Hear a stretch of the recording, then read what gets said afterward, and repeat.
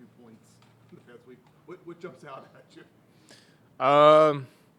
You know, they have one of the best running back duos in the league, so I think they start off with just getting those guys going, and deservedly so. Those guys are talented, and the line's talented, and then they set up their passing game just through play action, stuff like that. So when you watch it from a defensive perspective, obviously you see the big picture, 52 points, but I think the Bears just had some miscues here and there in the back end that led to that. But, you know, it's a different week, and, you know, it's a one-week life, and people were talking crazy about us week 1, and now they want to sing our praises week 2, and we really don't care either way. It's up to us to week 3 do what we need to do for ourselves. How do you try to keep that even keel, win or lose, going into every game?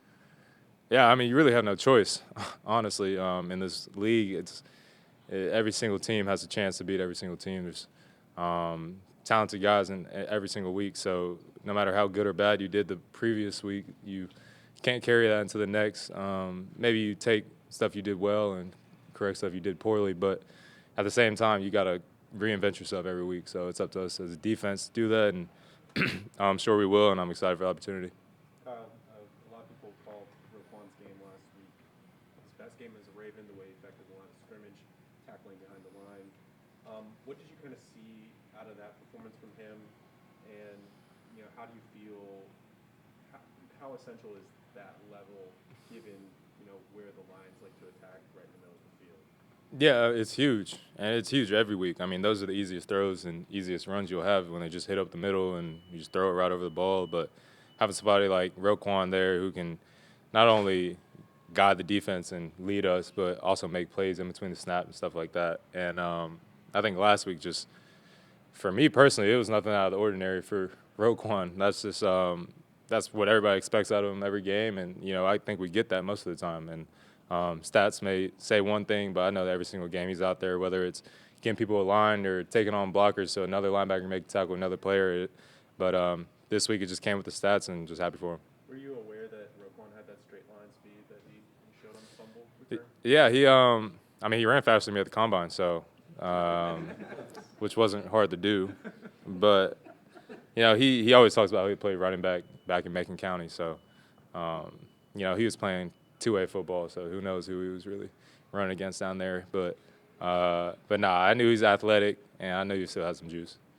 Kyle, there was a lot of talk in August about Nate Wiggins being a guy who could really have a breakout year this year. How have you seen that manifest in 2 weeks? Obviously, the interception. But Yeah, I think it's just confidence, and I think he came in with that confidence, honestly. And now it's just a matter of opportunities to be able to do it. I think he's one of the more talented guys, if not the most talented guy in our DB room. And I think for him it's just consistency every week, because he has the ability to go shut down guys every single week. But you know, he's still just turned 22 and already a great player in this league. Just excited for what he does in the future. What makes St. Brown such a great player? I mean, he came in as a fourth-round pick, and I mean, from day one, kind of took the league by storm.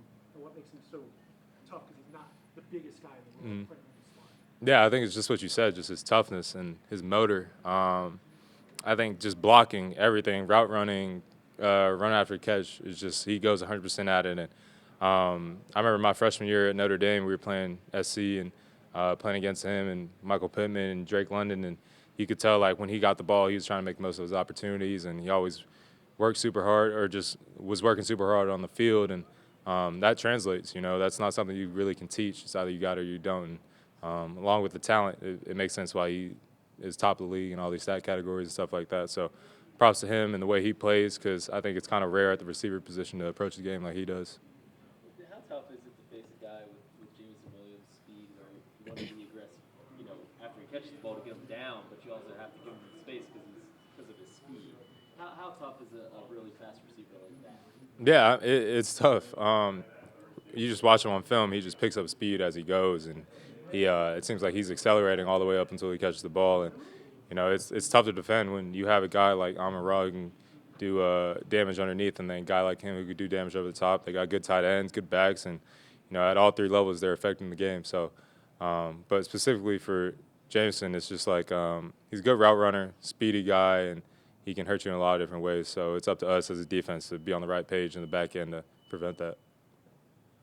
Dan Campbell talked about they haven't forgotten the game from 2 years ago when you guys put them on pretty good. I mean, to you as a player, how much value is there in looking back at that game? What can you take from it? Yeah, I think it's I was just touching on it earlier. It's a week to week league, and it's definitely a year to year, definitely a 2 year to 2 year league. And you know, it was a great day for us, but at the same time, you know, they're gonna have a chip on their shoulder coming in here. It's Monday night in front of the whole world, so everybody's gonna be playing their best, playing their hardest. So I don't think that's a good barometer just as to where both teams are right now. Two completely different teams, and for them, obviously, they're gonna, like you said, not forget that game, and we won't either. But at the same time, we need to prove it to ourselves, prove it to the world again that we can go be dominant. So I'm excited. It's gonna be a good game on Monday, and I think we're ready. How's there been any talk about post-interception celebrations, given the tackle that Uzi hit Wiggins with? No, honestly, I think we're more so just worrying about catching them right now. We'll celebrate later, but nah, that was kind of crazy by Cheeto. He just jumped on Nate. I know Nate was tired. All his 40-yard dash talk. Nate ran 4.2 and got hawked by Flacco and O lineman. And he was tired, so I was about to tell the trainers to come on the field so we didn't get a delayed game. Whole bunch of stuff, and then got up, started dancing. I didn't even know what was going on, so I was like, I'm done. I'm going to the sideline. But Cheeto, I think, was tired and just wanted to lay down, so he just jumped on Nate, and everybody just jumped on Nate. So it was cool for him to kind of get that moment. Would have been cool if he cribbed it, too. It would have been 2 picks, 2 pick sixes. Do you get excited when you see a screen come into your side of the field? It seems like you take particular relish in setting up a screen. Yeah, I don't even know my thought process in that. I think I just try to go see ball, get ball. It's like it's right there in front of me, and if I can beat the lineman or whoever's coming to block me to the ball or run through a blocker, whoever's in front of me, then so be it. But I mean, I kind of feel like I just black out in those moments. I don't know. In between plays, it really doesn't matter the play. Just let my body take over and just go play. Kyle, I think Goff was really, really efficient on Sunday when they had pre-snap motion. I know obviously every team does it, but what makes Detroit different about just how they kind of try to out-leverage you or use the speed that they have in the field to get throwing windows for him?